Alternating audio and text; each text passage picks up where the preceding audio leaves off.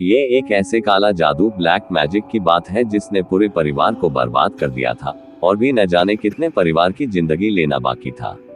भारत एक ऐसा देश है जहां पे आप भरोसा करें या न करें, लेकिन लोग आपको उसके शिकंजे में लेके ही जाते हैं। यहाँ पे किसी की भी कभी भी ना कभी अंधविश्वास के कारण बलि चढ़ जाती है और इस बात का शिकार बना है मध्य प्रदेश के रहने वाले बृजलाल चोपड़ा।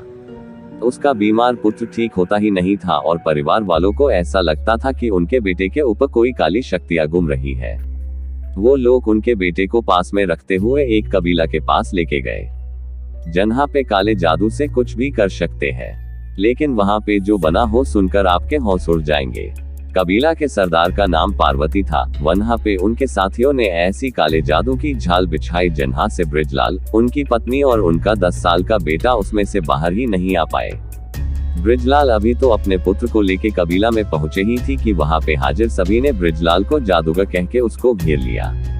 उनका कहना यह था कि बृजलाल एक बहुत बड़ा जादूगर है और उसका मृत्यु ये संसार के लिए बहुत ही आवश्यक है। पार्वती ने अपने कबीला के आदमियों को आदेश दिया कि वो बृजलाल को मार दे। वो लोग ने बृजलाल को घेर लिया और उनके आसपास नृत्य करने लगे। किसी के हाथ में त्रिशूल था तो किसी के हाथ में तेज धार वाली तलवार। उसमें से एक आदमी सामने आया और बृजलाल ने हाथ काट दिए। बृजलाल बहुत चीखा, बुम्बराडा किया, बार-बार कहता रहा कि मैं जादूगर नहीं हूँ, लेकिन उनकी चीखें उन लोगों के गाने में और हंसने में दब गई। बृजलाल को जादूगर कहने के बाद पार्वती ने अपने लोगों से ऐसा कहा कि इसकी सारी शक्तियां उसके हाथ में है, इसलिए कुछ भी समझे बिना बृजलाल के हाथ काट दिए। उसके बाद बृजलाल कभी भी किसी के पर हावी न हो, उसकी सारी शक्तियां भस्म हो जाए, इसलिए वो दुष्टों ने बृजलाल को जिंदा जला दिया और देखते ही देखते बृजलाल का शरीर राख में मिल गया। ये सारा खतरनाक दृश्य बृजलाल के 10 साल का बेटा और उनकी पत्नी के सामने हुआ था।